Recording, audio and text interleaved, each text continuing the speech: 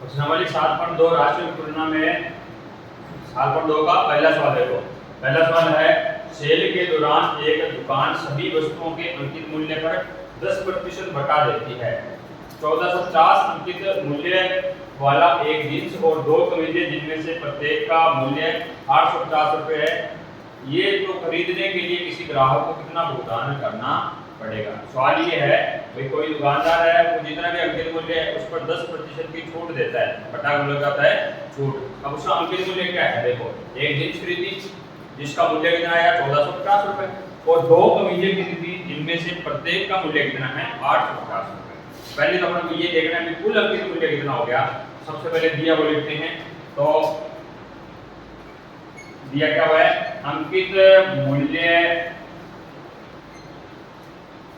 पर बटा कितने प्रतिशत दिया हुआ बटा 10%। कितना दिया हुआ है 10%। अब देखते हैं जींस का अंकित मूल्य, इसका जींस का अंकित मूल्य कितना है। जींस का अंकित मूल्य 1450। ठीक है। अब 2 कमीजों का अंकित मूल्य, कमीजें 2 दी थी ना, 2 कमीजों का अंकित मूल्य। अब 2 कमीजों का लेना है, ये किसका मूल्य है अंकित मूल्य, एक कमीज है। अपने पास कमीजें कितनी थी 2, तो 850 और 850 ये 2 कमीजों का हो गया। कितने होते हैं 850 1700 रुपए। 1700 रुपए। अब बताओ कुल अंकित मूल्य कितना हो गया। कुल अंकित मूल्य 3150 1450 ये प्लस 1700 ये कितना हो गया 3150 रुपए। यानी जींस और कमीजें दोनों मिलाकर उसका अंकित मूल्य कितना हो गया 3150। अब चलते हैं अपने बटा। अंकित मूल्य पर बटा कितना मिलता है 10%। अंकित मूल्य है कितना 3150। इसका मतलब 3150 का 10% जो निकलेगा आपको छूट मिल जाएगी। इसका 10% बटा या छूट देने पर क्या लिखेंगे मूल्य 3150 पर कितना प्रतिशत निकाल लो आप 3150 का कितना प्रतिशत है 10%। कैसे निकालते हैं 3150 में 10%। पहले 3150 लिखेंगे गुणा में बटा में, तो 1 0 से 1 0 1 0 से 1 0 कट गई, बचा क्या 315 रुपए। इसका मतलब 3150 का 10% कितना आ गया 315 रुपए। अब 315 रुपए क्या है छूट है। क्या है छूट मिली अपने को। अपना मूल्य कितना है 3150, छूट कितनी मिल गई 315। अब अपने को निकालना ही है कितना भुगतान करना पड़ेगा। तो यहाँ लिख देना है आगे भुगतान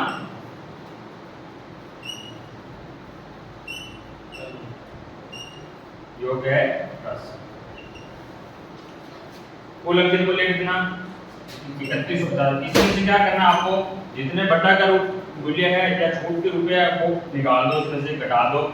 तो 3150 में 315 घटाएं कितने बचेंगे 300 घटाओ पहले 2835। 50 में से 15 और घटाओ कितने बच गए 2835 रुपए। 2835 रुपए। ये सवाल हो गया इसका पहला।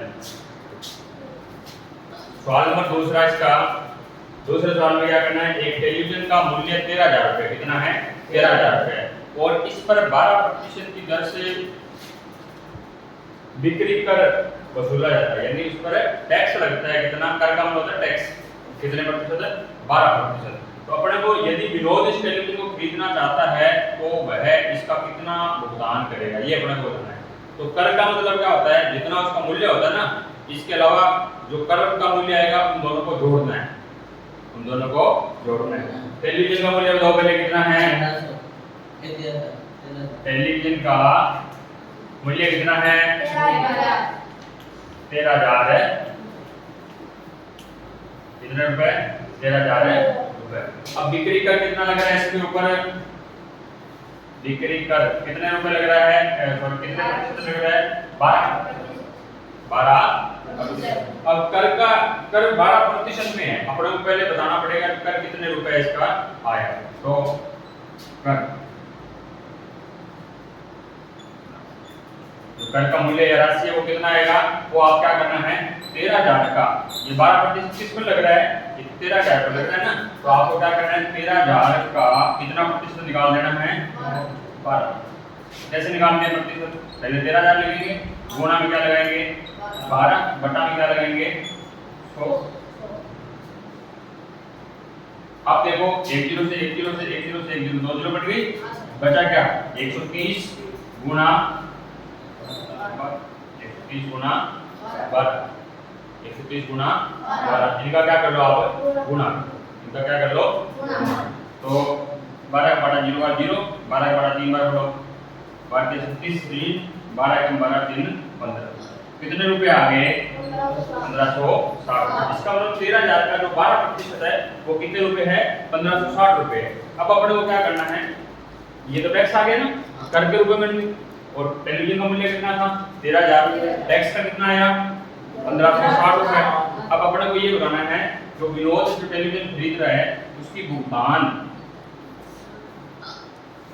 योग्य या भुगतान करने वाली राशि यानी वो कितने रुपए उसको देगा, तो टेलीविजन का मूल्य कितना 13,000 रुपए, प्लस कर कितना आया उसका 1560 रुपए, दोनों को जोड़ दो, जोड़ने में कितना आएगा 13,000 और 1560 कितने हो गए 14,560 रुपए। इसका मतलब वो कितने रुपए भुगतान करेगा, तो 14,560 रुपए भुगतान करेगा।